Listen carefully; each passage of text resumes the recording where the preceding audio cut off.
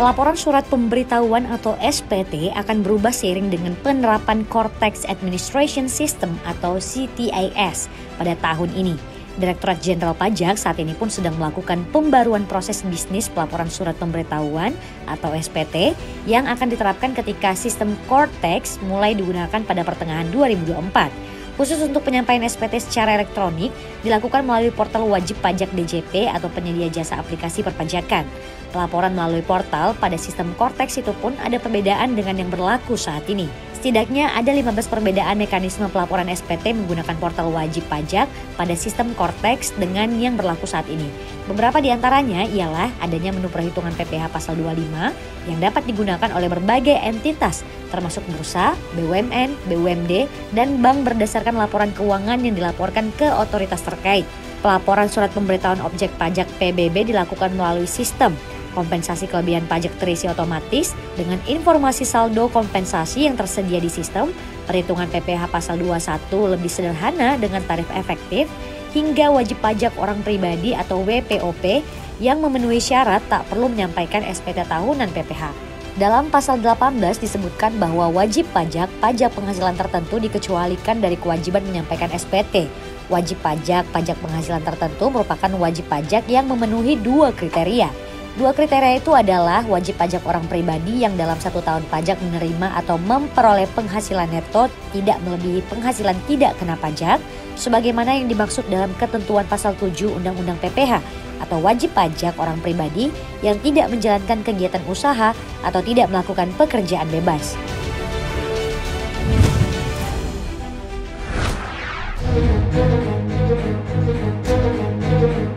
Industri keuangan dalam negeri mengalami perkembangan pesat secara digital dalam beberapa tahun terakhir.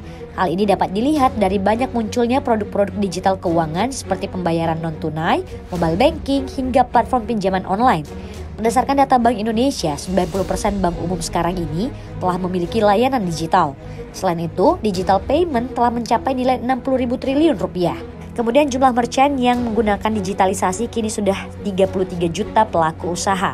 Di balik kemajuan-kemajuan tersebut, Bank Indonesia menilai masih ada berbagai tantangan yang harus dihadapi industri keuangan dalam transformasi secara digital. Pertama, tantangan keamanan siber.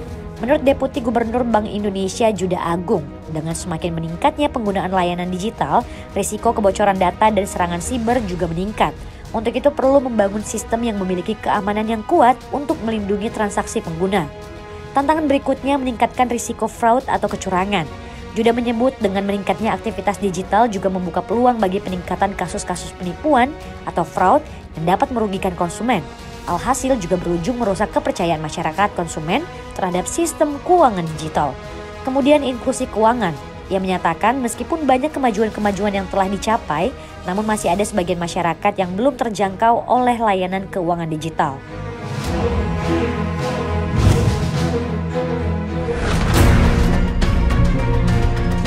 Kementerian Energi dan Sumber Daya Mineral atau ESDM menetapkan jika harga batubara acuan pada periode Juli 2024 kompak mengalami kenaikan. Hal itu seperti yang tertuang dalam keputusan Menteri ESDM tentang harga mineral logam acuan dan harga batubara acuan untuk bulan Juli 2024. Aturan itu juga ditetapkan oleh Menteri ESDM Arifin Tasrif pada Jumat 19 Juli 2024. Di dalam aturan tersebut, pemerintah setidaknya memisahkan HBA atau harga batubara acuan berdasarkan 4 kategori. Adapun setiap kategori HBA di bulan Juli 2024 kompak mengalami kenaikan dibandingkan Juni 2024 lalu. Pertama, HBA dengan kesetaraan kalori 6.322 kilokalori per kilogram gross as received atau GRA, yakni 130,44 dolar Amerika Serikat per ton. Angka tersebut mengalami kenaikan dibandingkan dengan HBA pada Juni 2024 yang ditetapkan sebesar 123 dolar Amerika Serikat per ton. Untuk HbA1 dengan kesetaraan nilai kalori 5.300 kilokalori per kilogram GIR periode Juli 2024 ditetapkan sebesar 91,85 dolar Amerika Serikat per ton. Untuk HbA2 dengan kesetaraan nilai kalori 4.100 kilokalori per kilogram GIR Juli 2024 yakni 56,09 dolar AS per ton. Serta HbA3 dengan kesetaraan nilai kalori 3.400 kilokalori per kilogram GIR yang naik 0,4 dolar Amerika Serikat dari Juni lalu.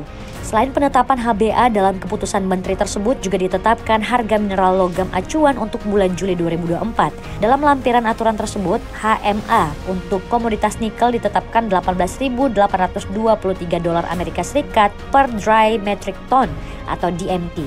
Selanjutnya kobalt ditetapkan $26.980 Amerika Serikat per DMT.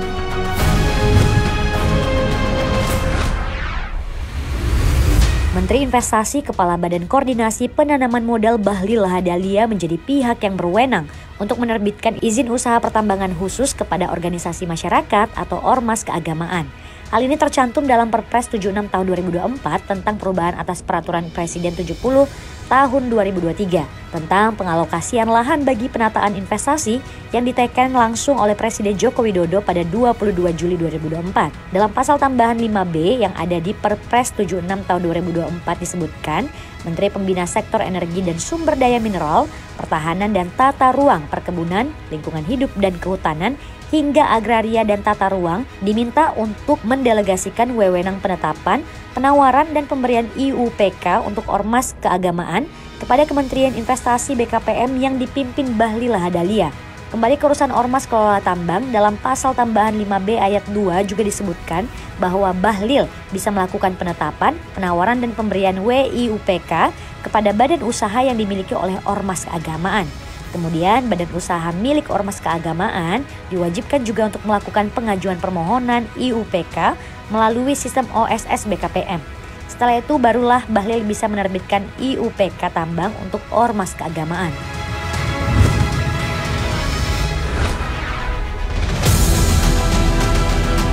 Miliarder pendiri raksasa teknologi Kakao Corp asal Korea Selatan Kim Bong-soo ditangkap pada Selasa 23 Juli 2024 atas tuduhan memanipulasi saham selama akuisisi agensi K-pop tahun lalu. Jaksa mengatakan Kim terlibat dalam manipulasi harga saham SM Entertainment pada Februari tahun lalu untuk menghalangi pesaingnya Hype untuk mengakuisisi perusahaan tersebut. Kim membantah tuduhan tersebut dengan mengatakan dia tidak pernah memerintahkan atau menoleransi aktivitas ilegal apapun. Dikutip dari Reuters, kasus ini merupakan perubahan hukum terbaru bagi Kakao setelah perusahaan tersebut dan eksekutif lainnya diadili tahun lalu atas tuduhan melakukan kesalahan dalam akuisisi yang sama. Kim yang dikenal sebagai Brian Kim dipandang sebagai seorang visioner dalam industri digital Korea Selatan yang membangun grup afiliasi Kakao dengan aset senilai 86 triliun won atau 62 miliar dolar Amerika Serikat dari awal sejak meluncurkan aplikasi obrolan tersebut pada 2010. Para pakar industri mengatakan setiap kasus yang diajukan terhadapnya dapat membahayakan investasi Kakao dalam bidang kecerdasan buatan serta rencana ekspansi ke luar negeri.